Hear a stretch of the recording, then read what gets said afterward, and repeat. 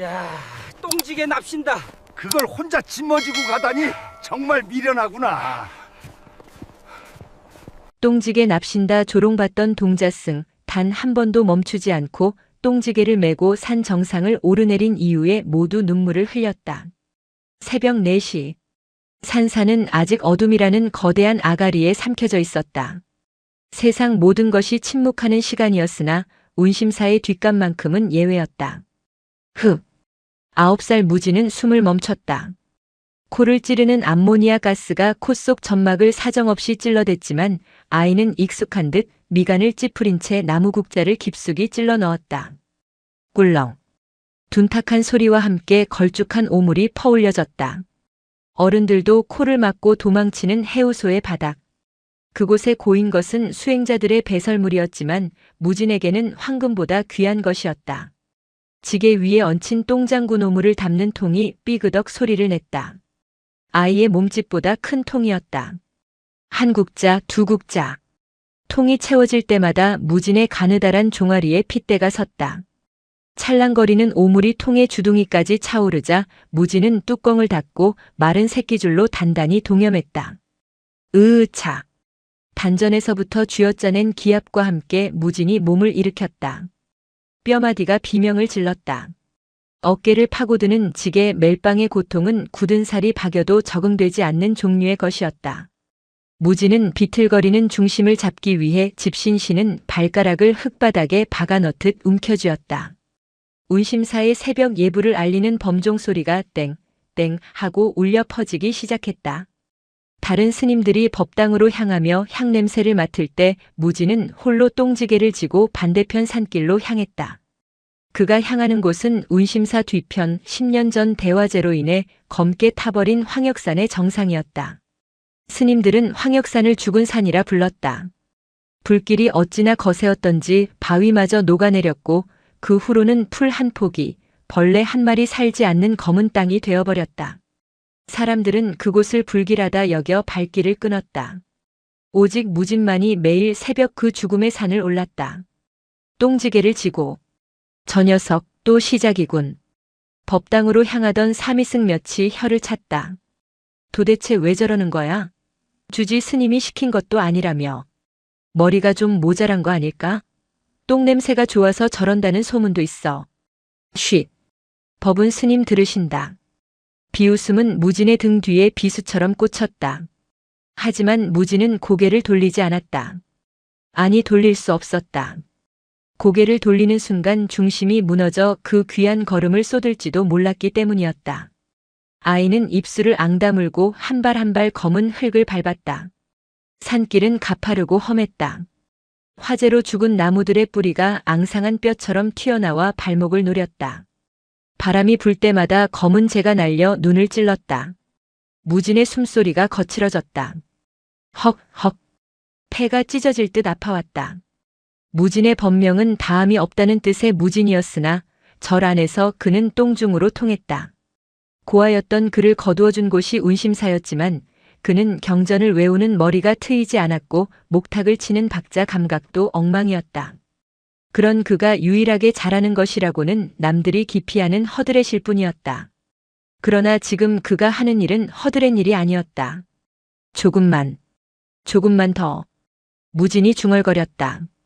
땀이 흘러내려 눈 속으로 들어갔지만 닦을 손이 없었다. 똥장군의 무게는 대략 30근약 18kg. 9살 아이가 감당하기엔 살인적인 무게였다. 등 가죽이 벗겨져 진물이 났고 그 진물 위로 지게 멜빵이 파고들어 살점이 눌어붙었다. 정상까지는 꼬박 1시간이 걸렸다. 마침내 도착한 황역산 정상.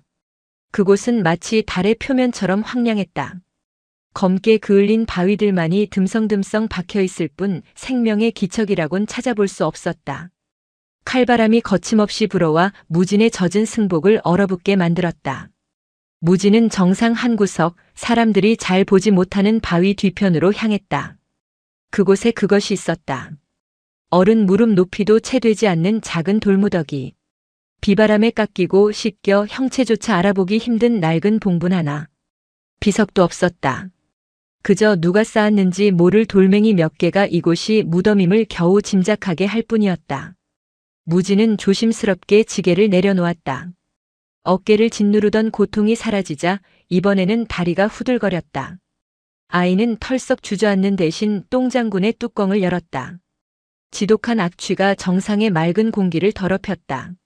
하지만 무진의 표정은 마치 가장 향기로운 차를 대하는 다도인의 그것처럼 진지했다. 잘 잤니? 무진이 무덤을 향해 말을 걸었다. 대답은 없었다. 윙윙거리는 바람 소리만이 귓가를 스쳤다. 오늘은 콩을 많이 먹은 날이라 냄새가 좀 더 독할 거야. 그래도 이게 힘은 더 좋대. 무진은 나무 국자로 똥을 퍼서 무덤 주변의 흙에 조심스럽게 뿌렸다. 그냥 뿌리는 것이 아니었다.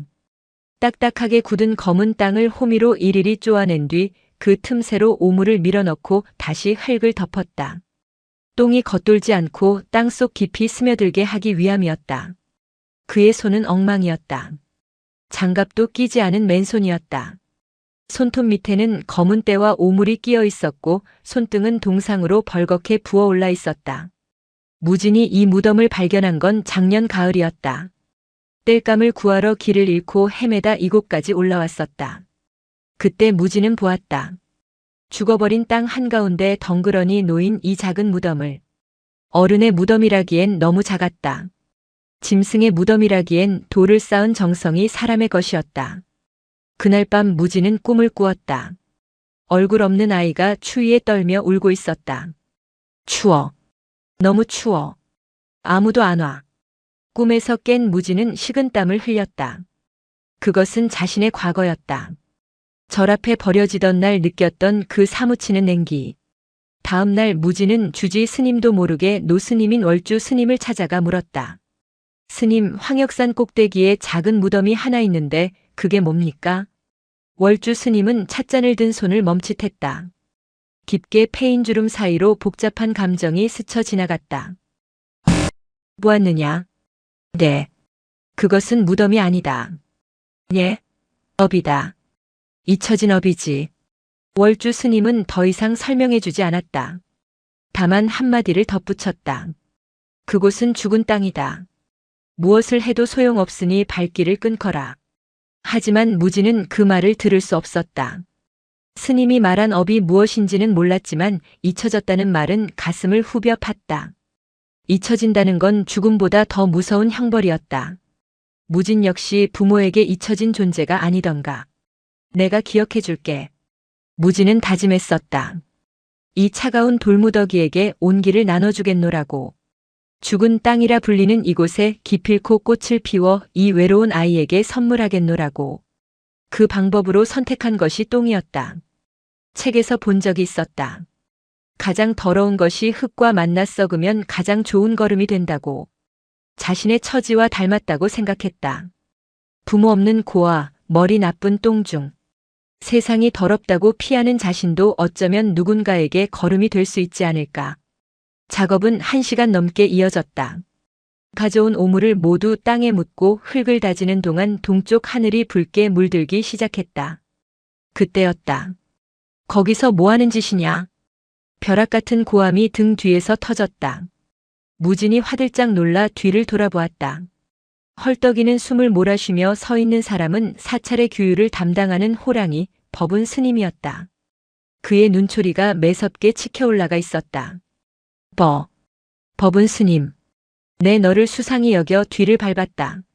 새벽마다 사라지더니 기어이 여기서 이 해괴한 짓을 벌이고 있었더냐?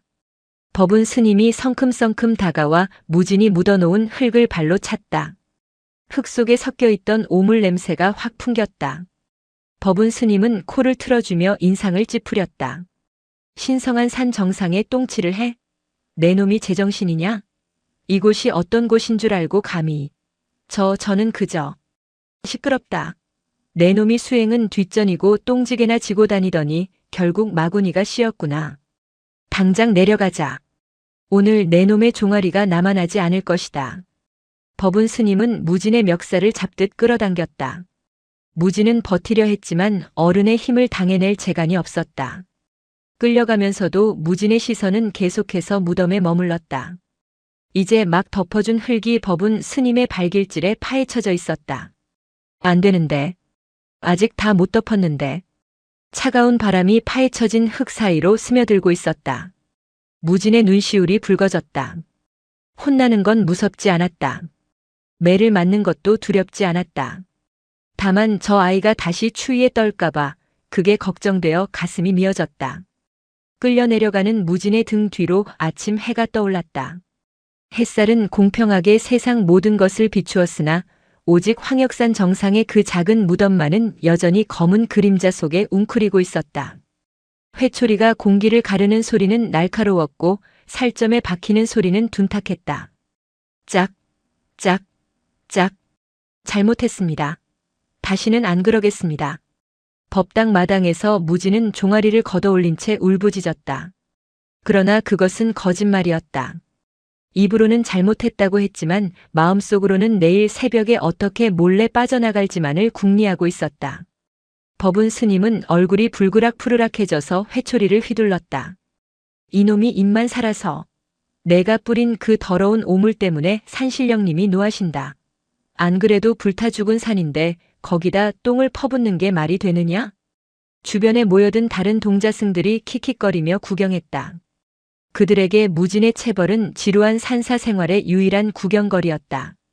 똥장군 녀석 꼴 좋다. 산꼭대기에 똥을 숨겨놓고 뭐 하려던 걸까? 꿀단지라도 묻어놨나? 수군거림이 귓속을 파고들었지만 무진은 입술을 깨물어 신음을 참았다. 그때 법당의 문이 열리고 묵직한 목소리가 들려왔다. 그만하거라. 월주 스님이었다. 노구의 몸을 지팡이에 의지한 채 서 있는 그의 눈빛은 깊고 고요했다. 법운 스님은 즉시 회초리를 멈추고 고개를 숙였다. 큰 스님, 이놈이 새벽마다 뒷간에 오물을 퍼다가 황역산 정상에 안다. 내 다 알고 있었다. 법운 스님이 눈을 동그랗게 떴다.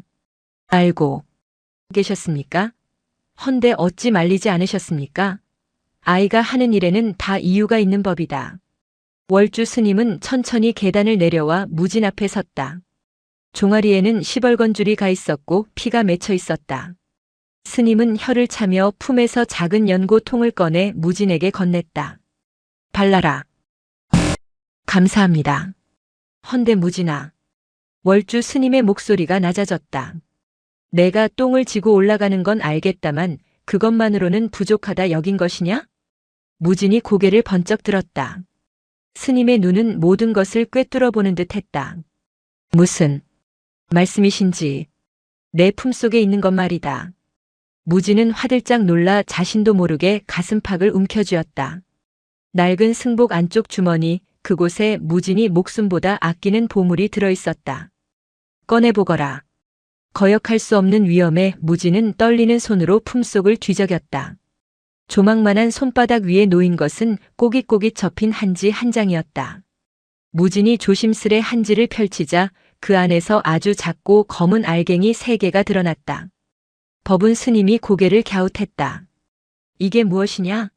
쥐똥이냐? 매화 씨앗입니다. 무진이 기어들어가는 목소리로 대답했다. 매화? 지난 겨울 장터에 심부름 갔다가 땅에 떨어진 걸 주웠습니다. 사실은 주운 게 아니었다.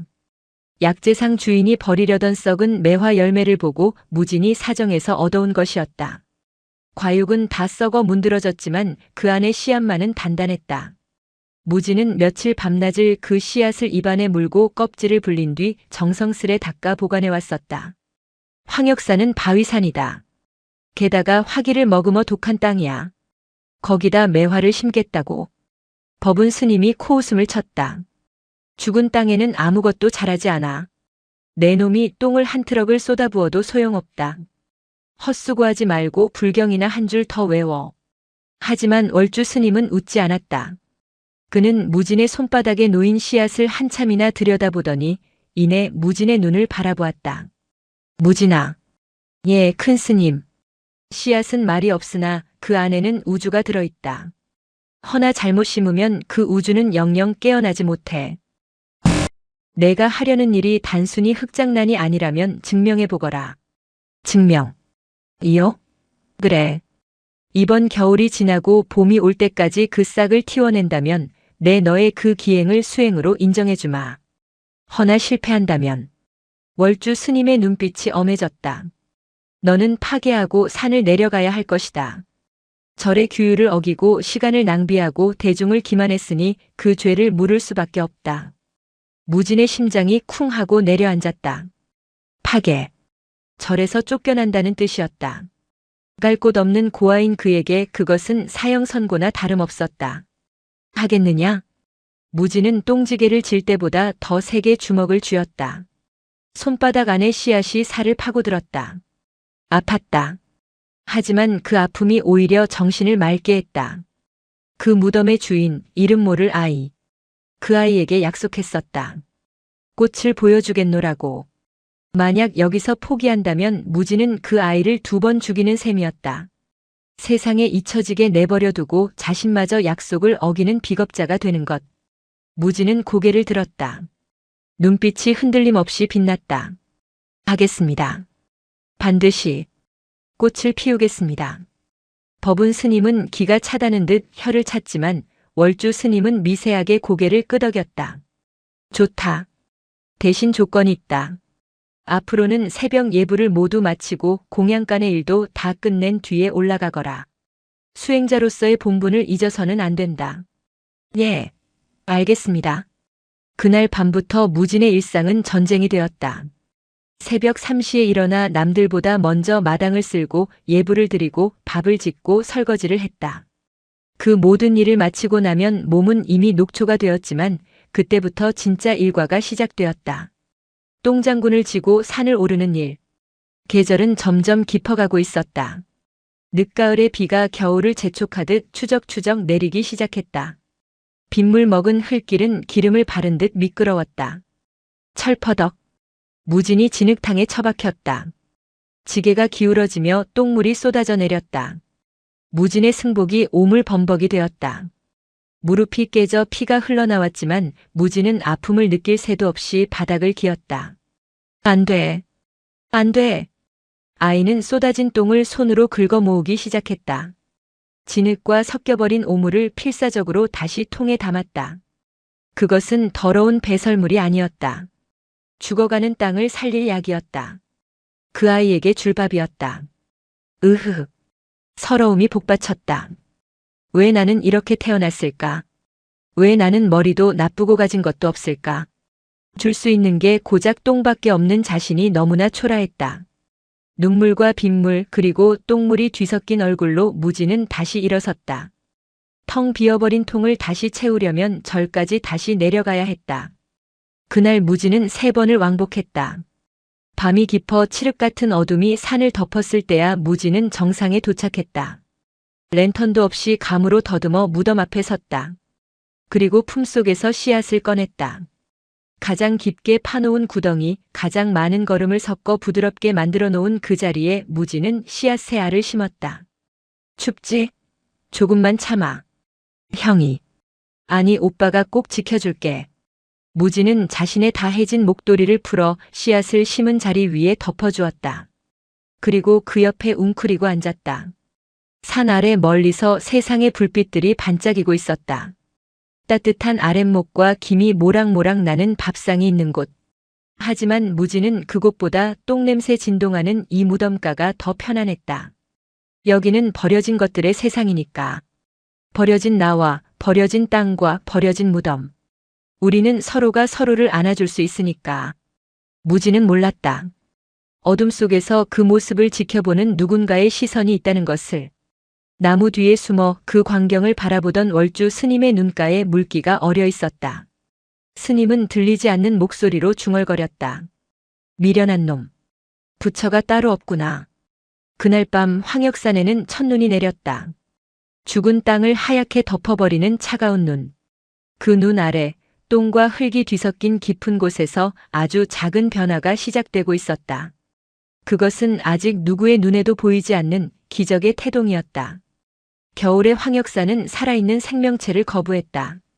칼날 같은 북서풍이 산허리를 감아돌 때마다 검게 그을린 나무들이 비명 같은 소리를 질러댔다. 영하 20도를 오르내리는 혹한. 그러나 무진의 일과는 멈추지 않았다. 새벽 3시 반. 무지는 꽁꽁 얼어붙은 똥장군을 지게에 얹었다. 똥조차 얼어버리는 날씨였다. 뒷간에 오물 위로 살얼음이 끼어 국자가 들어가지 않을 정도였다. 무지는 돌멩이로 얼음을 깨고 그 차가운 파편들을 통에 담았다. 손끝의 감각은 사라진 지 오래였다. 동상이 걸려 검붉게 변한 손가락 마디마디가 퉁퉁 부어올라 마치 썩은 당근처럼 보였다. 무진아, 그만해라. 공양주 보살이 안쓰러운 마음에 혀를 차며 말했다. 그러다 너 진짜 얼어 죽어. 스님들도 다 포기하라고 하잖니. 그 산은 이미 끝난 산이야. 아니에요, 보살님. 무진은 입김을 하얗게 내뿜으며 고개를 저었다. 약속했단 말이에요. 배고프지 않게 해주겠다고. 무진에게 그 씨앗과 무덤은 더 이상 남이 아니었다.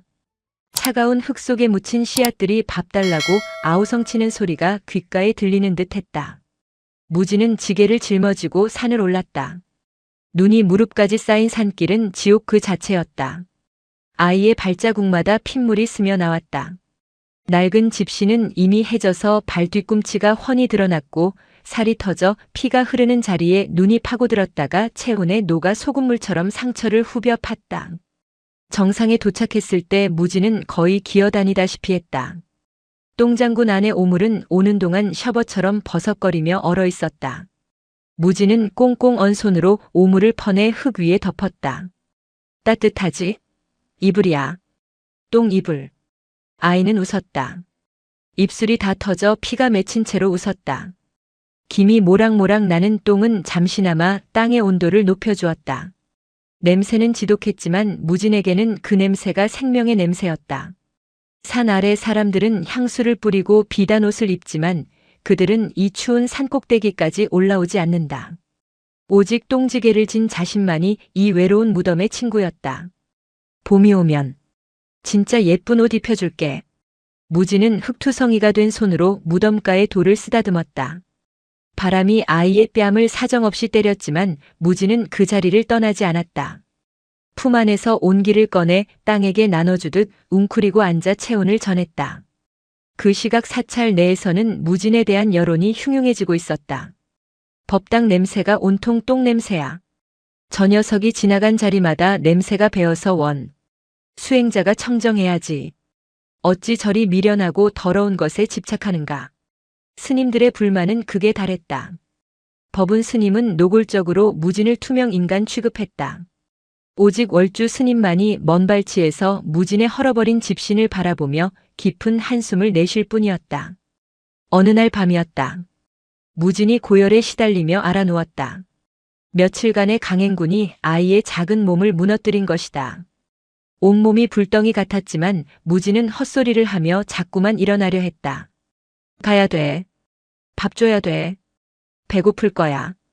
옆에서 간호하던 동료 사미승이 억지로 눌러 눕혔다. 미쳤어? 지금 나가면 죽어. 밖은 눈보라가 친다고. 안 돼. 추워. 그 아이가 춥단 말이야. 무진은 울었다. 아파서 우는 것이 아니었다. 오늘 하루 걸음을 주지 못하면 흙 속에 씨앗이 얼어 죽을까봐. 그게 두려워 아이는 고열 속에서도 산 정상을 향해 손을 뻗었다. 그 손끝이 허공을 휘젓다 힘없이 떨어졌다. 그날 밤 무진의 꿈에는 어김없이 그 무덤이 나왔다. 그런데 이번에는 달랐다. 무덤 옆에 웅크리고 있던 얼굴 없는 아이가 고개를 들어 무진을 보며 웃었다. 형아, 따뜻해. 냄새나지만 따뜻해. 무진은 꿈속에서도 엉엉 울었다. 다행이다. 정말 다행이다. 시간은 정직하게 흘러 잔인했던 겨울의 꼬리를 잘라냈다. 얼음이 녹아 계곡물이 불어나고 검은 숫덩이 같던 황역산의 흙에도 물기가 돌기 시작했다. 3월의 어느 날이었다. 무진은 몸이 다 낫지 않은 상태였지만 다시 지게를 졌다. 주위의 만류도 소용없었다. 오늘부터는 똥이 아니라 물을 줄 거야. 무진은 똥장군을 깨끗이 씻어내고 계곡에 맑은 물을 담았다. 걸음은 겨울 내 충분히 주었다. 이제는 땅속의 기운을 깨울 맑은 물이 필요하다고 아이는 본능적으로 느꼈다. 정상에 도착한 무진은 심장이 멎는 줄 알았다. 지난 겨울 자신이 덮어두었던 목도리가 흙탕물에 젖어 처박혀 있었다. 멧돼지가 다녀간 듯 주변 땅이 파헤쳐져 있었다. 안 돼! 무지는 지게를 내팽개치고 달려들었다. 손톱이 뒤집히는 줄도 모르고 미친 듯이 흙을 파헤쳐 확인했다. 다행히 씨앗을 심은 자리는 비껴갔다. 무지는 안도의 한숨을 내쉬며 흙을 고르려 했다. 그 순간이었다. 무진의 동작이 딱 멈췄다. 숨조차 쉴 수 없었다. 검고 척박한 흙. 똥과 재가 섞여 묘한 색을 띠는 그 땅 한가운데 아주 작은 정말 손톱만 한 초록색 점 하나가 보였다. 잘못 본 것일까? 무지는 눈을 비비고 다시 보았다. 맞았다. 그것은 연약하지만 분명한 생명이었다. 두꺼운 껍질을 깨고 죽은 땅의 무게를 견디며 기어이 고개를 내민 새싹이었다. 겨우 1cm도 안 되는 크기였지만 그 초록빛은 주변의 검은 죽음을 압도할 만큼 선명했다. 무진의 입에서 소리가 나오지 않았다. 왈칵 눈물이 쏟아졌다. 다리에 힘이 풀려 주저앉았다. 나왔어. 진짜 나왔어.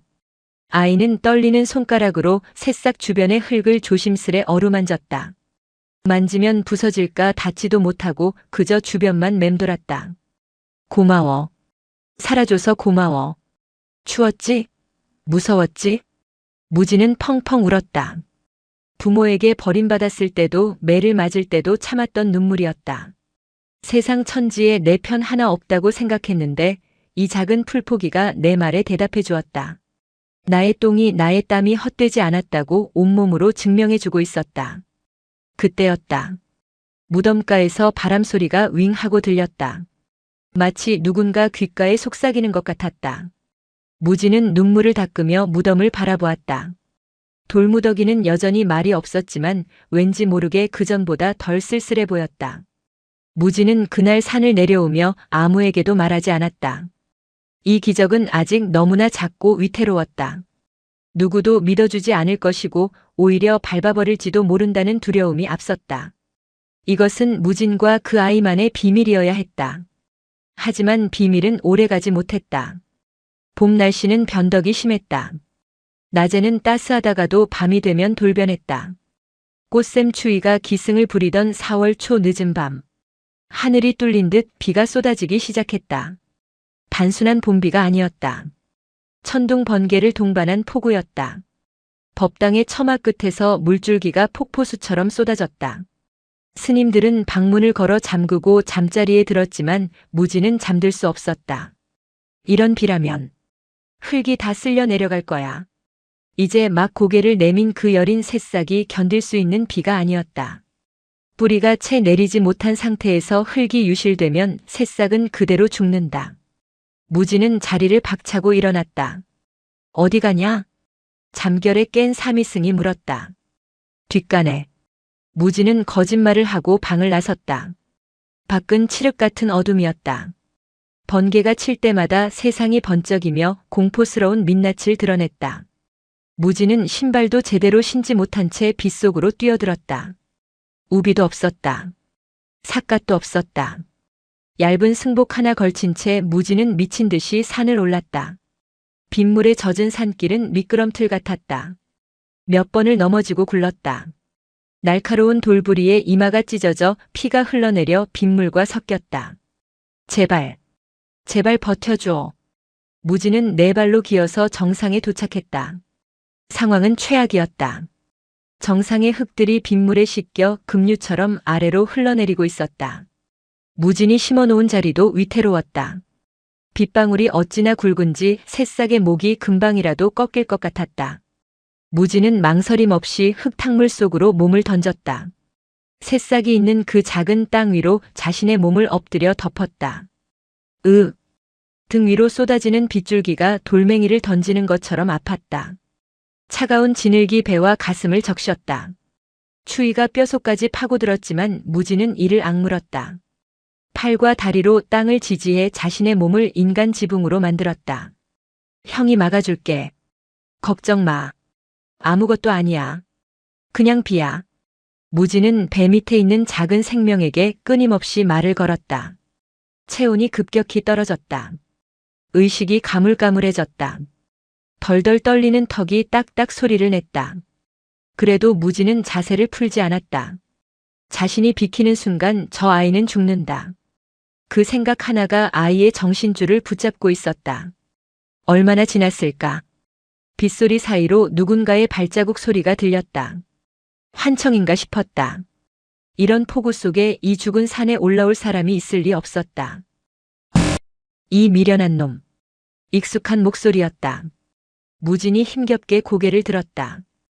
번개가 번쩍이는 순간 우산을 든 노인의 모습이 드러났다. 월주 스님이었다. 스님은 비에 흠뻑 젖은 채 흙탕물 속에 엎드려 있는 무진을 내려다보고 있었다. 그의 손에 들린 랜턴 불빛이 무진의 창백한 얼굴과 그가 그토록 필사적으로 지키고 있는 배 밑의 공간을 비추었다. 비키거라. 죽고 싶으냐? 월주 스님의 호통에도 무진은 고개를 저었다. 못 비켜요. 이거 죽어요. 제가 비키면 죽어요, 큰 스님. 무진의 입술은 파랗게 질려 있었고 눈빛은 간절했다. 그것은 수행자의 눈이 아니었다. 새끼를 지키려는 어미의 눈이었다. 월주 스님은 말문이 막혔다. 평생 수많은 수행자를 보아왔다. 깨달음을 얻겠다고 동굴에 들어간 자, 불경을 만번 필사한 자, 3000배를 올리는 자. 하지만 고작 풀 한 포기를 살리겠다고 자신의 목숨을 똥밭에 던지는 수행자는 본 적이 없었다. 스님은 천천히 우산을 접었다. 그리고 무진의 옆에 털썩 주저앉았다. 흙탕물이 스님의 가사를 더럽혔다. 큰 스님? 혼자서는 다 못 막는다. 같이 막자꾸나.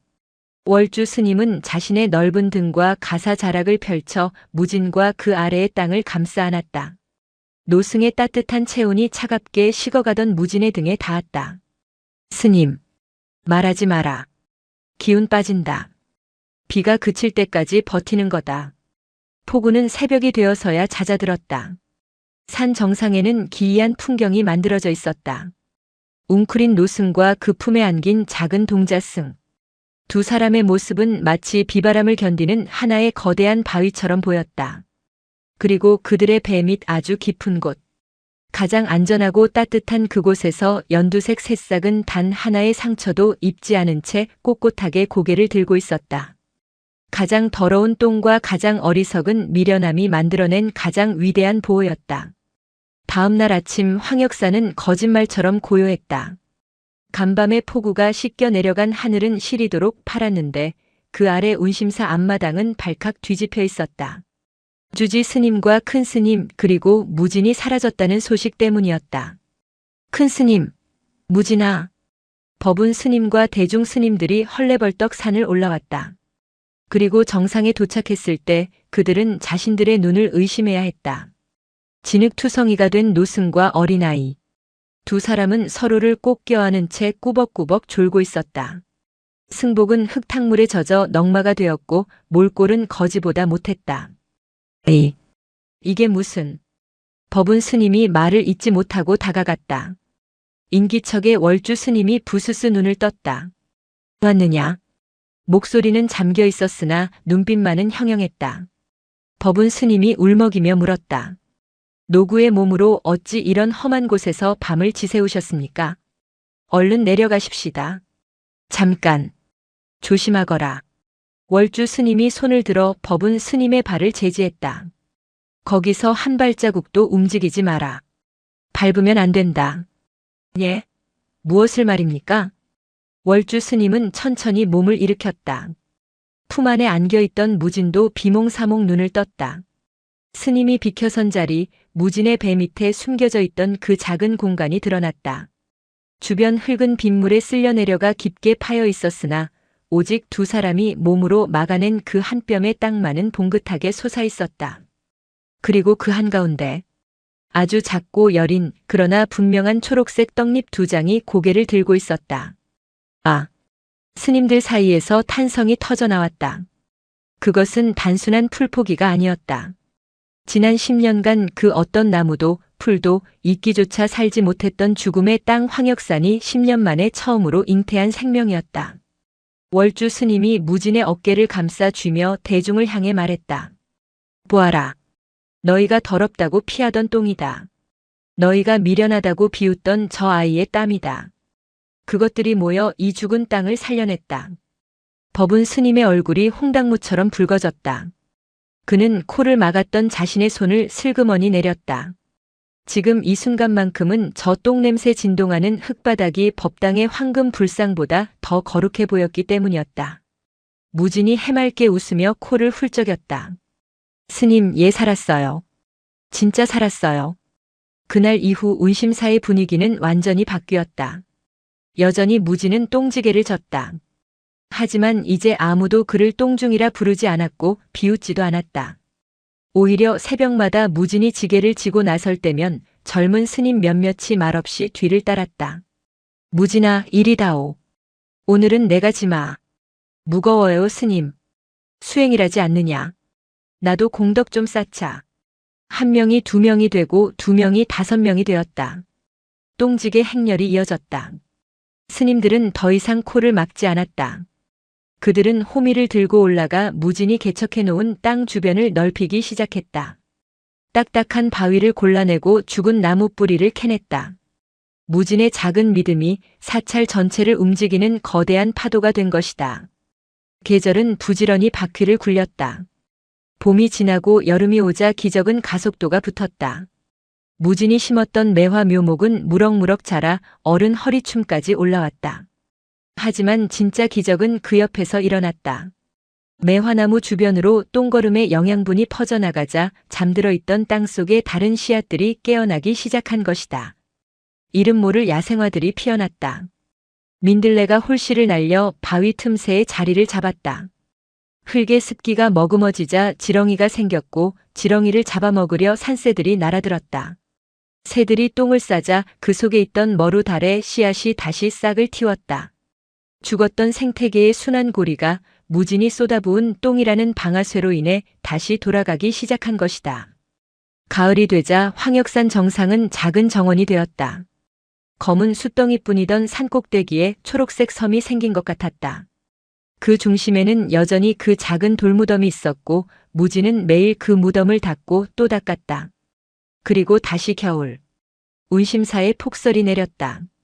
세상이 하얗게 덮인 날 무진은 여느 때처럼 정상에 올랐다. 정상에 도착한 무진의 눈이 휘둥그레졌다. 하얀 눈밭, 앙상한 가지들 사이에서 붉은 빛이 번지고 있었다. 가까이 다가가 보니 그것은 환상이 아니었다. 무진이 심었던 그 매화나무. 검고 거친 가지 끝에 팝콘이 터지듯 몽글몽글 맺힌 꽃망울들. 그리고 그중 가장 성질 급한 녀석 하나가 툭 하고 잎을 벌리고 있었다. 홍매화였다. 흰 눈을 뒤집어 쓴 채 피어난 붉은 매화. 설중매였다. 그 붉은색은 너무나 선명해서 마치 베인 상처에서 흐르는 피처럼 보일 정도였다. 그것은 고통 속에서 피어난 생명이었기에 그토록 붉은 것이리라. 바람이 불어오자 매화 향기가 코끝을 스쳤다. 지독했던 똥냄새는 온데간데 없고 세상에서 가장 그윽하고 맑은 향기가 정상 가득 퍼졌다. 피었어. 무진은 털썩 무릎을 꿇었다. 무덤을 향해 엉금엉금 기어가 돌무더기를 끌어안았다. 봤니? 봤어? 약속 지켰다. 나 약속 지켰어. 차가운 돌에 뺨을 비비며 무진은 오열했다. 1년이 넘는 시간이었다. 손발이 다 터지고 멸시를 받으면서도 포기하지 않았던 시간들이 주마등처럼 스쳐 지나갔다. 그때 뒤에서 인기척이 들렸다.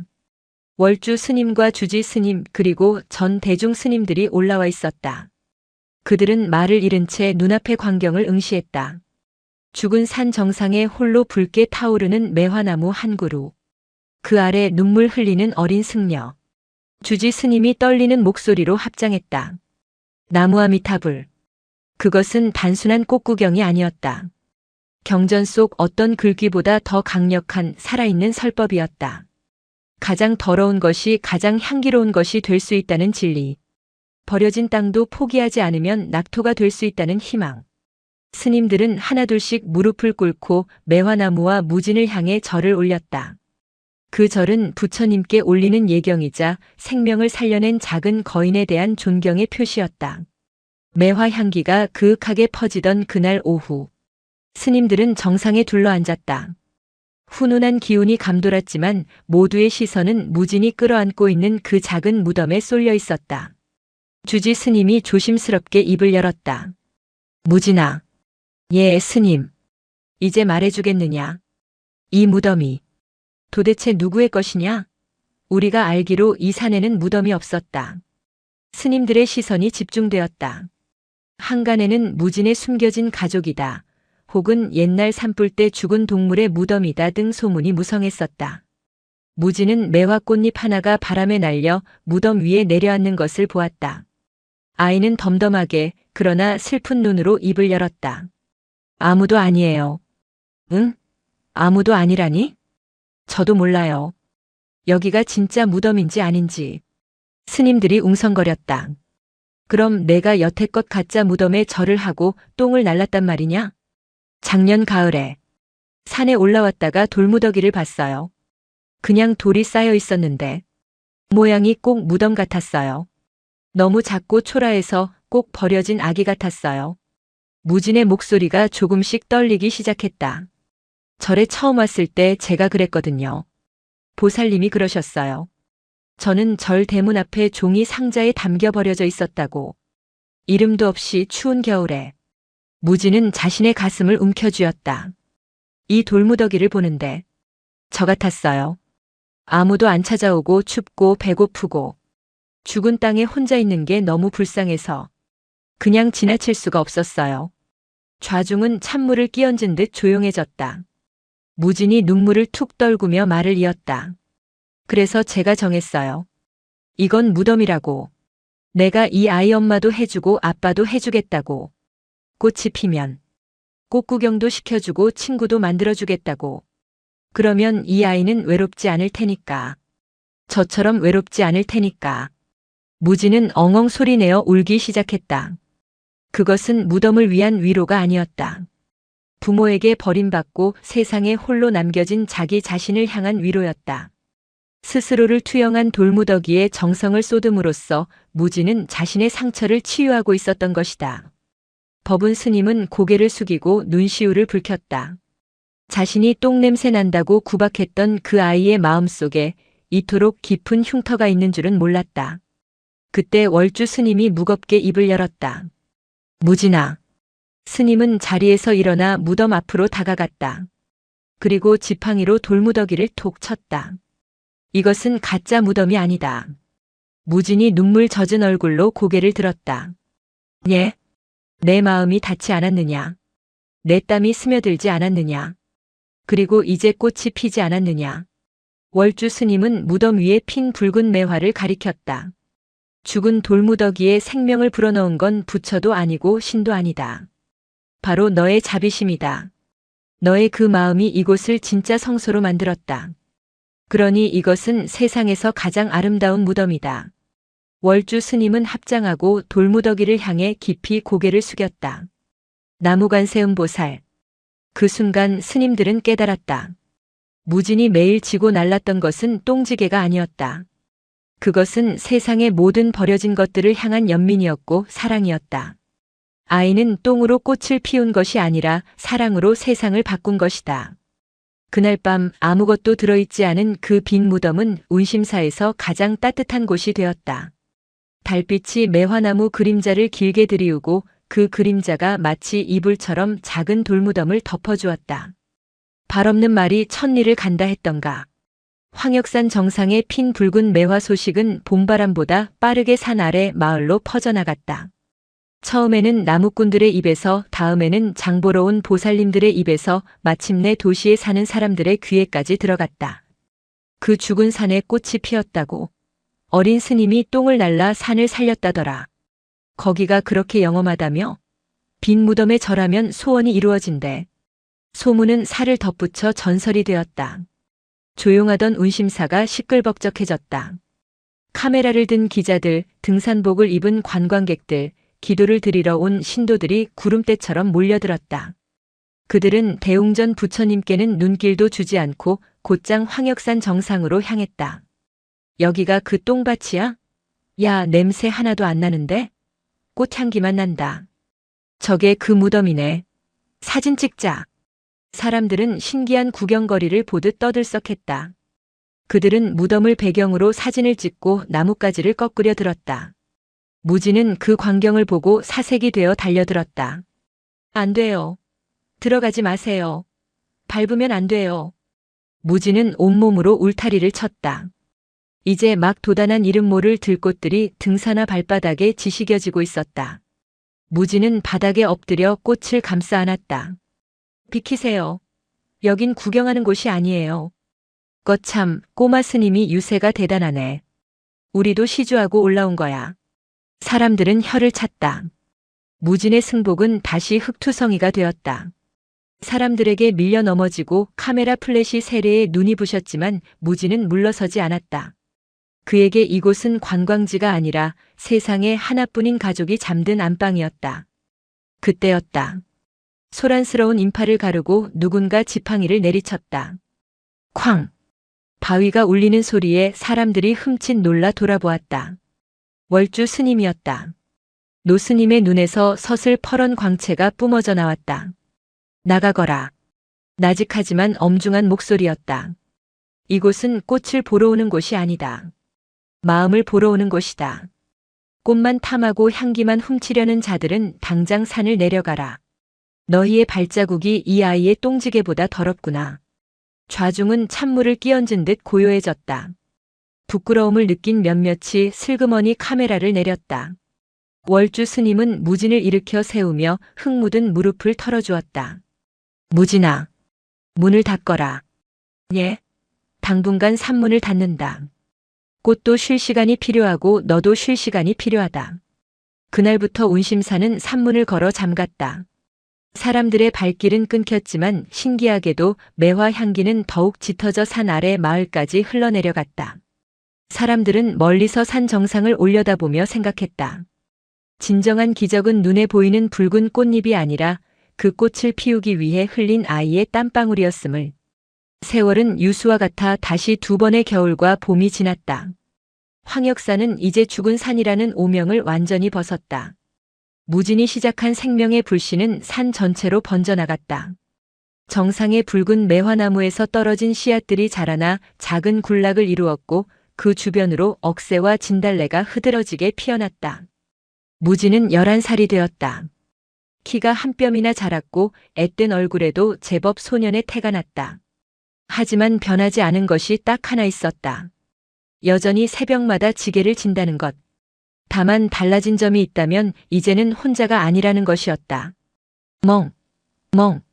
하얀 강아지 한 마리가 꼬리를 프로펠러처럼 돌리며 무진의 뒤를 따랐다. 작년 겨울 절 입구에 버려져 떨고 있던 녀석을 무진이 거두어 백구라 이름 지어준 녀석이었다. 녀석은 마치 전생에 무진과 인연이라도 있었던 듯 한시도 떨어지려 하지 않았다. 백구야, 같이 가자. 오늘은 산딸기 따줄게. 무진이 앞서 걸으면 백구가 똥지게 주변을 맴돌며 호위무사처럼 따랐다. 무진은 더 이상 똥을 묻지 않았다. 땅이 충분히 비옥해졌기 때문이었다. 대신 그는 산에 사는 다람쥐와 새들을 위한 도토리와 곡식을 지게에 지고 날랐다. 정상의 무덤가는 이제 작은 숲속 정원이 되어 있었다. 돌무덤은 이끼와 담쟁이 넝쿨로 덮여 마치 초록색 보석함처럼 보였다. 무지는 지게를 내려놓고 익숙하게 무덤가에 앉았다. 잘 잤니? 백구도 인사해. 백구가 킁킁거리며 무덤 냄새를 맡더니 꼬리를 살랑였다. 무지는 품에서 작은 나무패 하나를 꺼냈다. 며칠을 공들여 깎은 것이었다. 그는 무덤 앞당에 나무패를 단단히 박았다. 세상 모든 외로운 것들의 집. 그것이 무진이 이 무덤에게 그리고 자기 자신에게 붙여준 진짜 이름이었다. 스님, 이것 보세요. 제가 이름을 지었어요. 무진이 뒤따라 올라온 월주 스님에게 자랑스레 외쳤다. 월주 스님은 지팡이에 몸을 의지한 채 빙그레 웃었다. 스님의 허리는 2년 전보다 훨씬 굽어 있었고 걸음걸이도 눈에 띄게 느려져 있었다. 잘 지었구나. 아주 잘 지었어. 이제 이곳은 너만의 것이 아니다. 바람에 날린 씨앗도 길 잃은 새도 마음 둘 곳 없는 사람도 모두 품어주는 집이 되었구나. 월주 스님은 무진의 머리를 쓰다듬었다. 거칠고 투박한 손길이었지만 그 안에는 태산 같은 사랑이 담겨 있었다. 무진아. 예, 큰 스님. 똥이 꽃이 되는 것을 보았느냐? 예, 보았습니다. 그럼 이제 알겠느냐?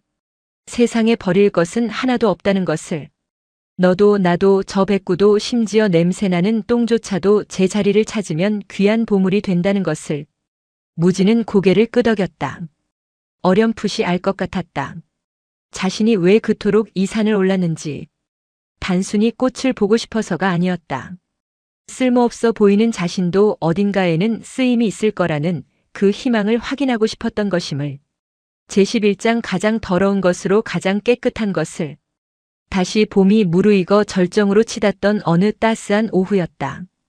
운심사에는 평화로운 정적만이 감돌았다.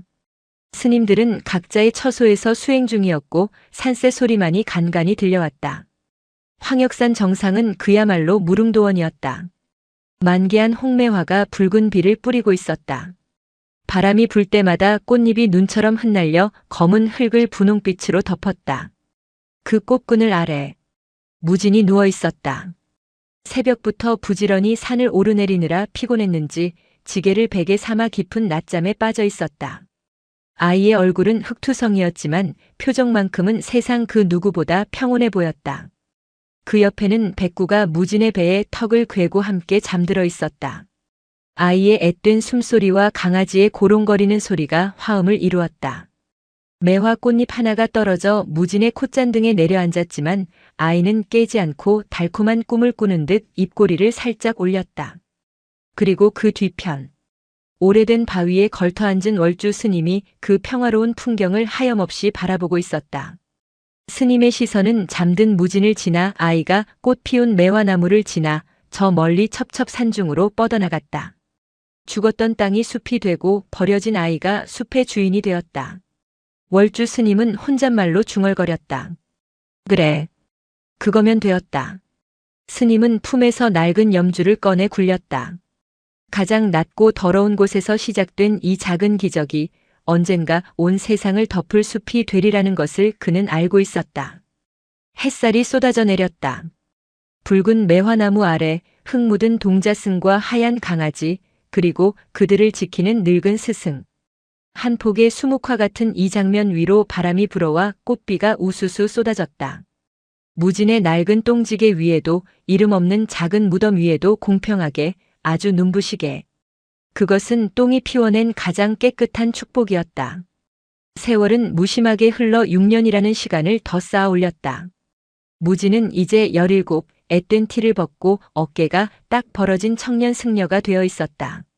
그러나 그의 표정은 예전에 그 맑았던 동자승의 것이 아니었다.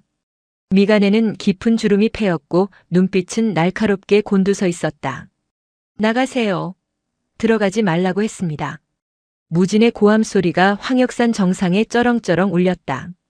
산 정상은 더 이상 고요한 성소가 아니었다. 돛대기 시장이었다. 아니 스님. 우리가 여기까지 와서 소원 좀 빌겠다는데 그게 무슨 큰 죄요? 내 아들 대학 붙게 해달라고 쌀 좀 뿌린 게 뭐 어때서? 등산복을 입은 중년 여성들이 삿대질을 해댔다. 매화나무 아래는 엉망이었다. 사람들이 기도발이 좋다며 뿌려놓은 막걸리 냄새가 진동했고 나무 틈새에는 지폐와 동전들이 억지로 꽂혀 있어 나무 껍질이 터져 있었다. 무덤가는 더 처참했다. 무진이 그토록 아끼던 세상 모든 외로운 것들의 집 팻말 옆에는 누군가 몰래 피우고 간 양초들이 녹아 눌어붙어 있었고 먹다 남은 과일과 떡이 썩어가며 파리를 불러 모으고 있었다. 사람들은 그곳을 무덤이라 부르지 않고 소원바위라 불렀다. 그들에게 무덤 속 아이의 외로움 따위는 중요하지 않았다. 오로지 자신의 욕망, 자신의 로또 당첨, 자신의 건강만이 중요했다. 무진은 빗자루를 들고 미친 듯이 바닥을 쓸었다. 쓸어도 욕망의 쓰레기는 줄어들지 않았다. 당신들 욕심 냄새가 똥 냄새보다 더 지독해. 제발 좀 꺼지라고. 무진이 악을 썼다.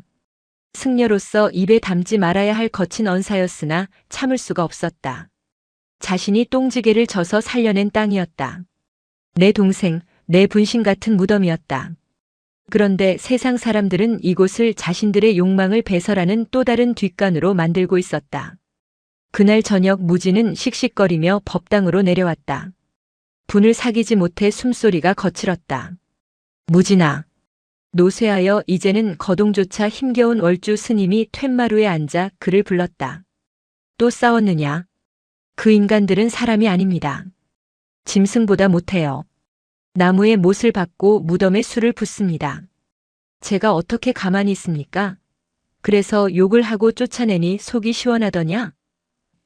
내가 화를 낼수록 꽃향기는 사라지고 도끼만 남는다. 내 마음속에 도깨비가 들어앉았구나. 무진은 입술을 깨물었다.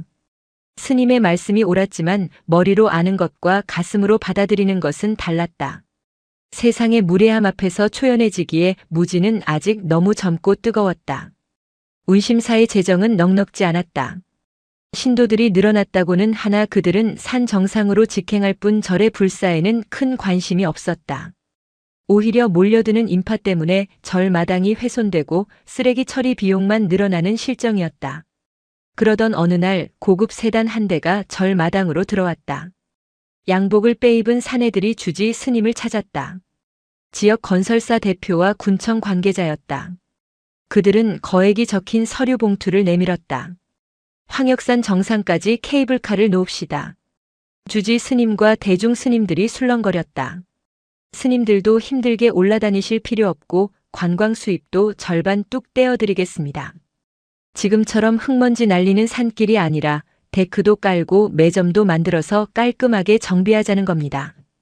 건설사 대표는 침을 튀기며 설명했다. 그 무덤 스토리텔링이 기가 막히더군요. 고아의 눈물 테마파크로 만들면 100만 관광객은 거뜬합니다. 그 자리에 배석해 있던 무진의 주먹이 부들부들 떨렸다.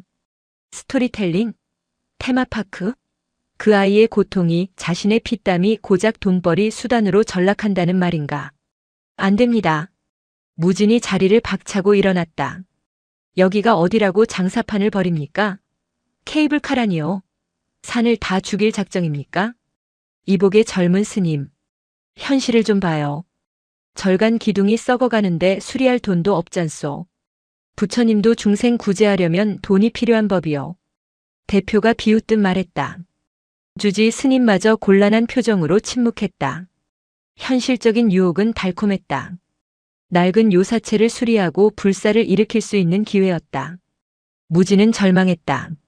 스님들마저 돈 앞에서 흔들리는 모습을 보는 것은 똥지게를 질 때보다 더 큰 고통이었다. 그날 밤 무지는 월주 스님의 방을 찾았다. 스님은 병석에 누워 천장을 바라보고 있었다.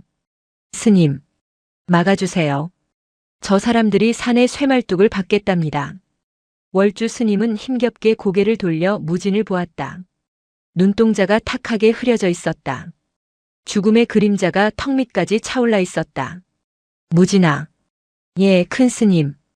똥이 거름이 되려면 썩어야 한다. 예. 내가 지고 날랐던 그 똥처럼 세상의 탐욕도 썩어야 생명이 된다. 막으려 들지 말고 품어라. 어떻게 품습니까? 산이 파헤쳐지는데요. 산은 쇠말뚝 몇 개에 죽지 않는다. 진짜 죽는 건 내 마음이다. 스님의 목소리는 점점 작아져서 거의 들리지 않았다. 지게를 다시 져라. 입으로 싸우지 말고 몸으로 보여주거라. 그것이 스님과의 마지막 대화가 될 줄은 꿈에도 몰랐다. 다음 날 새벽 예불 시간이었다. 목탁 소리가 멈췄다. 가장 앞에서 예불을 집전하던 주지 스님의 어깨가 흐느낌으로 떨렸다. 월주 스님이 입적하셨다. 향년 88세.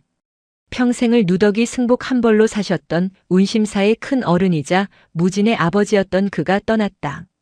무진은 울지 않았다. 아니, 울 수가 없었다. 머릿속이 하얗게 비어버린 것 같았다. 다비식화장 의식이 진행되는 동안 무진은 멍하니 타오르는 불길만 바라보았다. 이제 누가 저를 혼내줍니까? 누가 제 똥지게 냄새가 향기롭다 해주십니까? 불길 속에서 스님의 육신이 한 줌의 재로 변해갈 때 무진의 마음 한구석도 함께 타들어갔다. 세상의 바람을 막아주던 거대한 산이 사라져버린 기분이었다.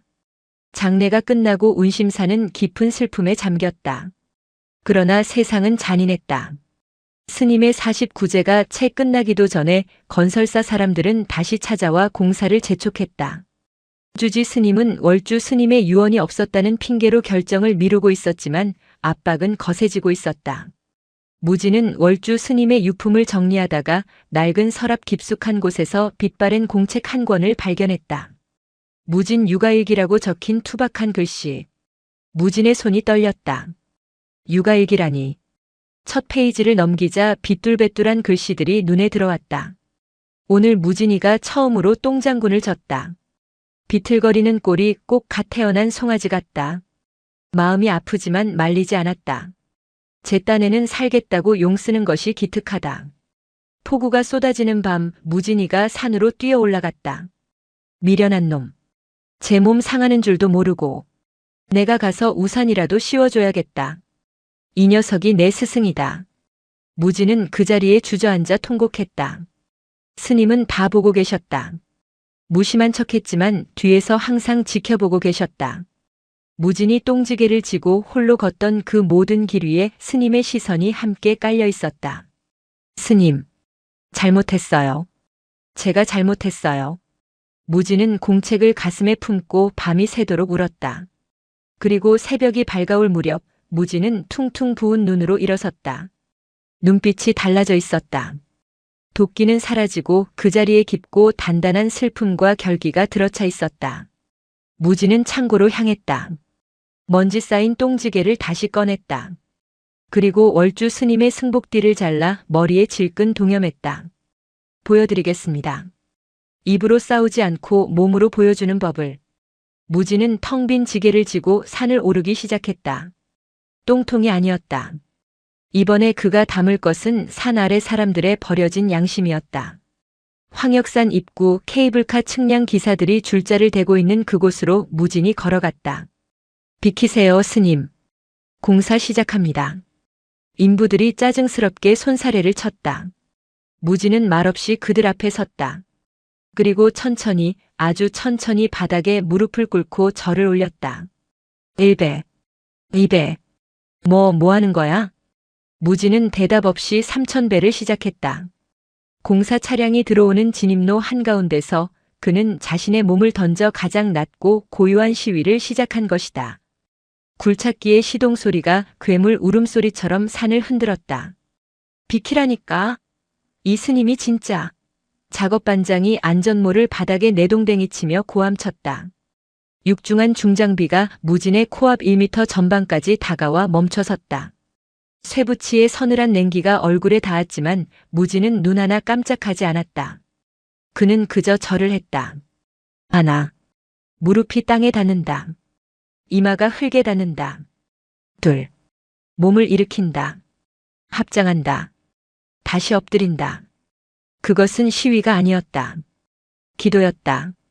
산에게 용서를 구하는 기도. 탐욕에 눈먼 인간들을 대신해 올리는 참회였다. 처음에는 비웃던 인부들도 시간이 지나자 표정이 굳어갔다. 1시간, 2시간, 100번, 1000번. 무진의 승복 등판은 땀으로 흠뻑 젖어 검게 변했고 무릎이 닿는 자리에 흙은 움푹 패여갔다. 저거 쇼하는 거야. 나도. 지치면 가겠지. 건설사 직원이 담배를 피우며 비아냥거렸다. 하지만 무진은 지치지 않는 기계 같았다. 점심시간이 지나고 해가 뉘엿뉘엿 넘어갈 때까지 물 한 모금 마시지 않고 절을 이어갔다. 2000배가 넘어갈 무렵이었다. 무진의 다리가 눈에 띄게 후들거렸다. 일어설 때마다 관절에서 뚝뚝 소리가 나는 듯 했다. 낡은 승복 바지의 무릎 부분이 해져서 붉은 피가 배어나오기 시작했다. 구경하던 마을 주민 중 한 할머니가 울먹이며 소리쳤다. 스님, 그만하소. 무릎 다 나가요. 하지만 무진은 멈추지 않았다. 정신이 혼미해졌다. 눈앞이 노래지고 하늘이 빙글빙글 돌았다. 월주 스님의 목소리가 환청처럼 들려왔다. 똥이 거름이 되려면 썩어야 한다. 예, 스님. 제가 썩겠습니다. 제 무릎이 으깨지고 제 살이 썩어서 이 길을 막을 수만 있다면 기꺼이 거름이 되겠습니다. 무지는 입술을 깨물어 정신을 차렸다. 피맛이 비릿하게 퍼졌다. 그의 침묵은 그 어떤 고성방가보다 더 크게 사람들의 가슴을 때리고 있었다. 소란스럽던 공사 현장에 기이한 정적이 감돌기 시작했다. 굴착기 기사조차 시동을 끄고 차창 밖으로 고개를 내밀어 그 처절한 몸짓을 지켜보았다. 그것은 한 인간이 자신의 온몸을 던져 쓴 세상에서 가장 아픈 반성문이었다. 다음 날도 그 다음 날도 무진은 그 자리에 있었다. 비가 내렸다. 굵은 장대비가 무진의 등을 사정없이 때렸다. 빗물은 바지에 배어나온 핏물과 섞여 붉은 흙탕물이 되어 흘러내렸다. 건설사 측은 초조해졌다. 저 스님 때문에 공사 일정 다 망가지잖아. 끌어내. 경찰 불러. 직원들이 무진의 팔을 잡아 끌려 했다. 그때였다. 으르렁. 어디선가 백구가 튀어나와 직원들의 바짓가랑이를 물고 늘어졌다. 늙어서 이빨도 성치 않은 백구가 주인과 산을 지키겠다고 온몸으로 지저대고 있었다. 발길질에 채이면서도 백구는 무진의 곁을 떠나지 않았다. 저 개새끼가. 직원이 몽둥이를 들려는 순간이었다. 누군가 그 앞을 막아섰다. 그만하시오. 그것은 며칠 전 소원 바위 앞에서 쌀을 뿌리다 무진에게 혼났던 등산객 아줌마였다. 그녀뿐만이 아니었다. 무진의 3000배 소식을 듣고 몰려온 사람들, 욕망을 빌러왔다가 양심을 찔린 사람들이 하나둘 무진의 주위를 에워쌌다. 스님 무릎 좀 봐. 세상에. 우리가 잘못했네. 우리가 죄인이네. 사람들은 무진을 끌어내려는 것이 아니었다. 그들은 우산을 펼쳐 비를 막아주었다. 무진이 절을 할 때마다 함께 무릎을 꿇었다. 한 명이 절을 하자 옆 사람도 따라했다. 공사판 진입로는 순식간에 거대한 법당이 되었다.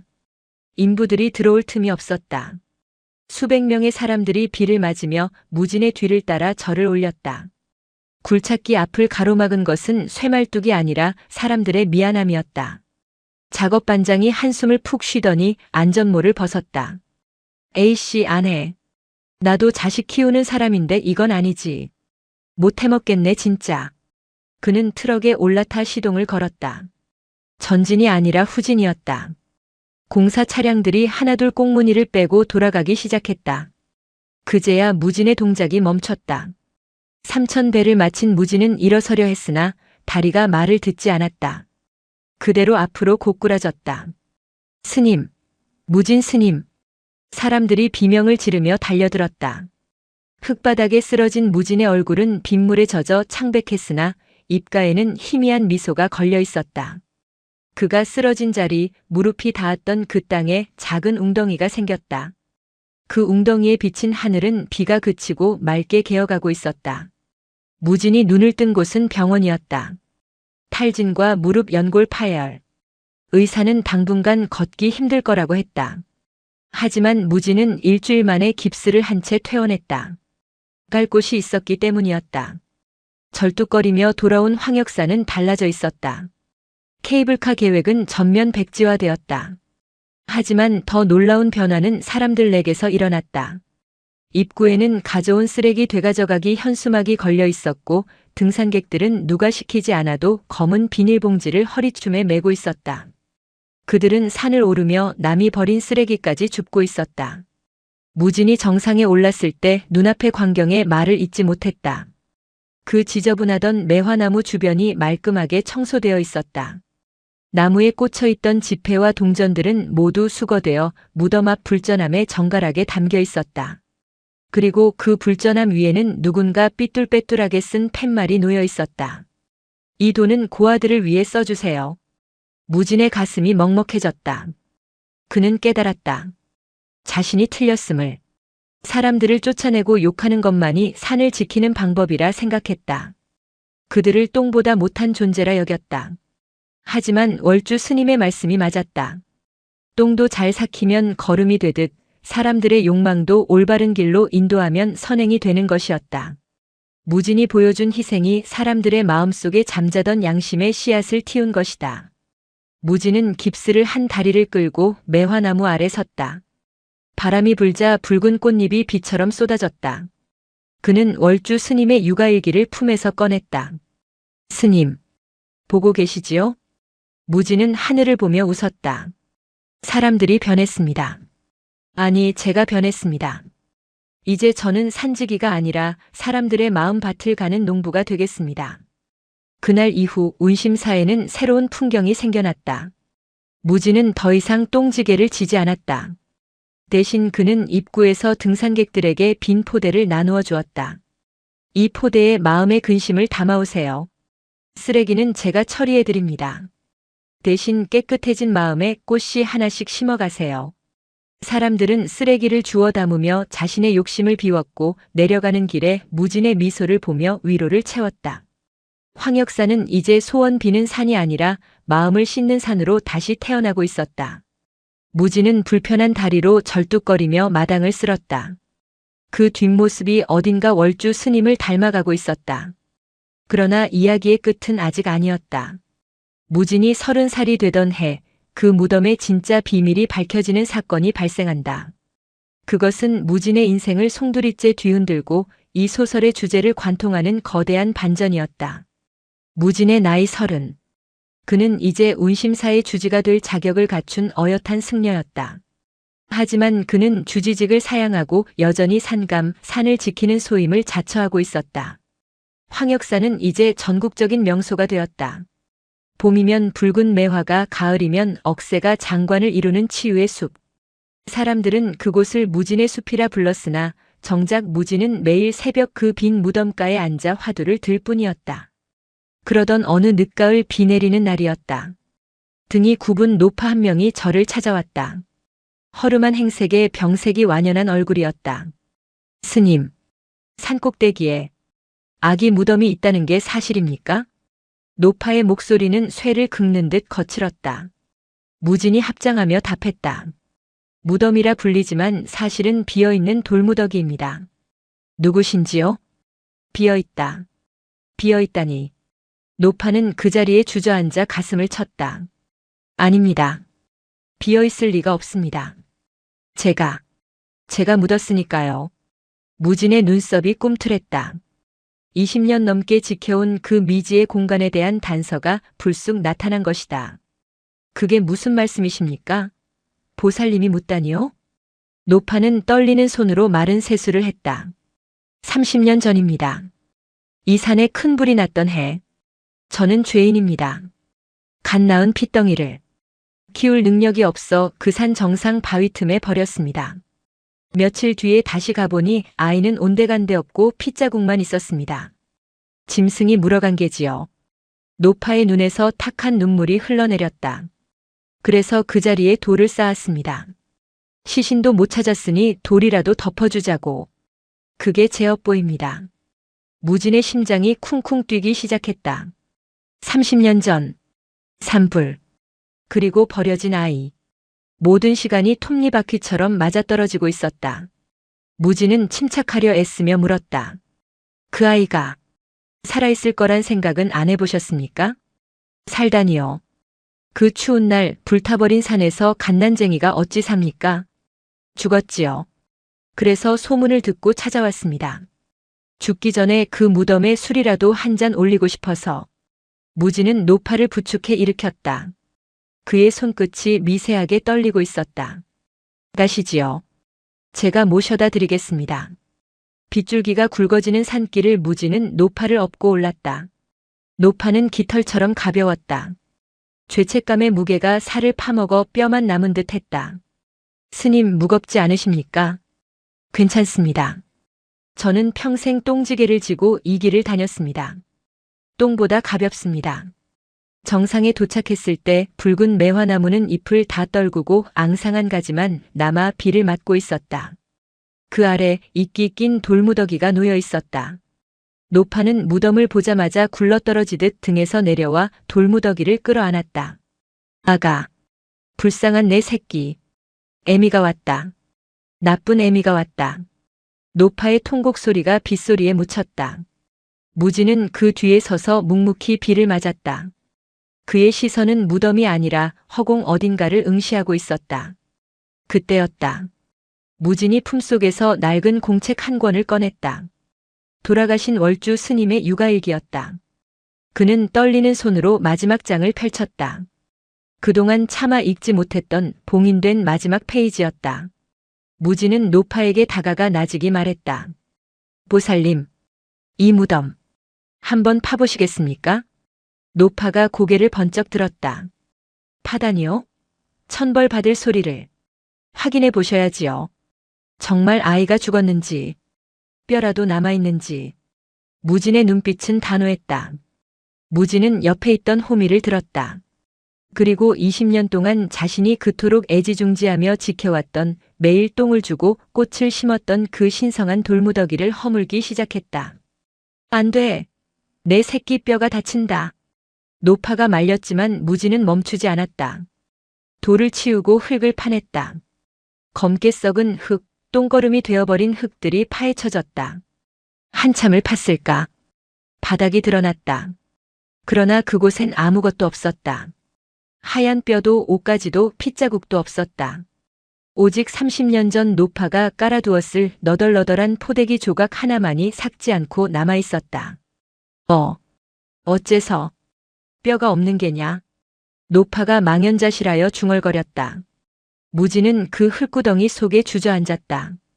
그리고 월주 스님의 일기장을 펴서 노파에게 읽어주었다. 10월 14일 산불이 꺼진 황역산 정상에서 아기 울음소리를 들었다. 기적이었다. 돌무더기 사이에 버려진 아이는 내 손가락을 꽉 쥐었다. 나는 녀석을 품에 안고 내려왔다. 녀석의 이름을 다함이 없다는 뜻의 무진이라 지었다. 이 산이 죽지 않았다는 증거, 이 아이가 바로 산의 주인이다. 노파의 눈이 휘둥그레졌다. 그녀는 천천히, 아주 천천히 고개를 돌려 흙구덩이 속에 앉아있는 무진을 바라보았다. 무진의 나이 30. 산불이 났던 그 해. 모든 것이 명확해졌다. 설마 스님이. 무진은 흙투성이가 된 얼굴로 노파를 올려다보았다. 그의 눈에서 뜨거운 눈물이 흘러내려 빗물과 섞였다.